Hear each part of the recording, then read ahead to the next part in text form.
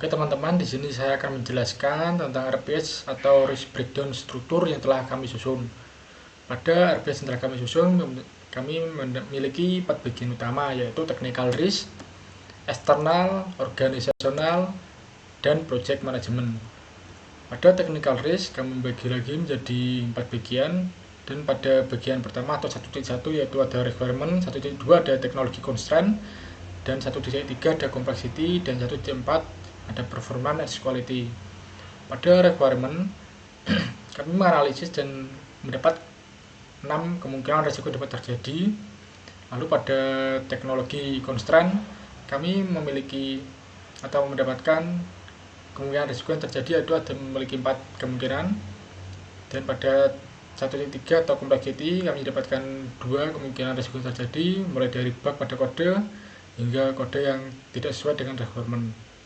Lalu pada performance and quality, kami juga mendapatkan 2 kemungkinan risiko terjadi, yaitu software yang dikembangkan tidak berjalan dengan stabil dan juga software yang tidak dapat dibuka ketika melakukan implementasi.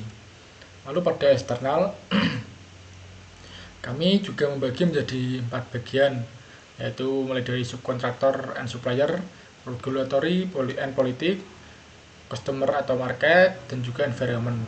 Pada subkontraktor and supplier, kami tidak menemukan kemungkinan risiko yang terjadi pada bagian ini. Lalu pada regulatory and politik, ini berhubungan tentang regulasi dan politik yang terjadi.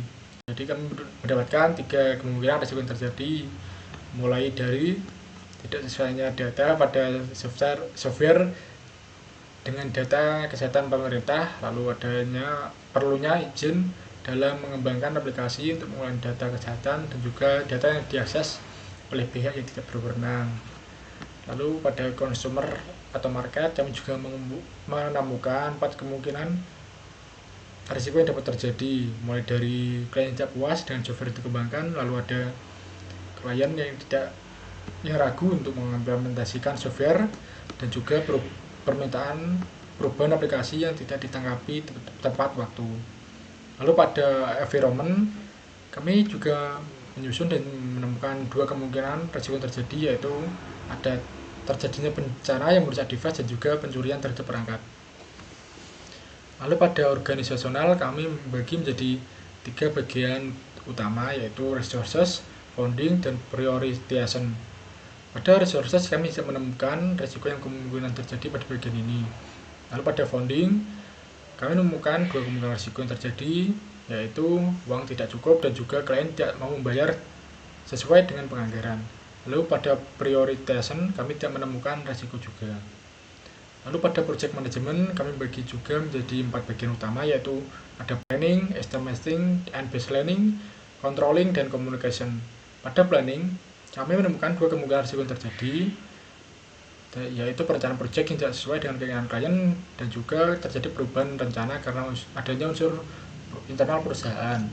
Lalu pada estimating dan baselining, kami juga menemukan 2 kemungkinan risiko yang terjadi, yaitu anggaran melebihi dari yang telah ditetapkan, lalu adanya jadwal melebihi dari yang direncanakan. Ada juga controlling yang telah kami temukan ada 2 kemungkinan risiko, yaitu tidak adanya controlling setelah implementasi dan juga kurangnya kontrol ketika implementasi proyek. Lalu pada communication, kami menemukan juga 2 kemungkinan risiko yang terjadi, yaitu komunikasi yang tidak efektif pada tim dan klien. Lalu ini adalah risk scale matrix.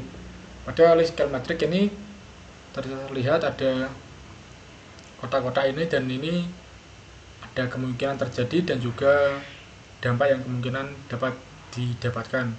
Pada kemungkinan yang terjadi ini memiliki level 1 hingga 5. Pada level ini, apabila semakin besar levelnya, berarti semakin besar juga konsekuensi yang dapat didapatkan. Begitu pula dengan dampak yang dapat kita dapatkan apabila tentang risiko yang telah kita harus susun.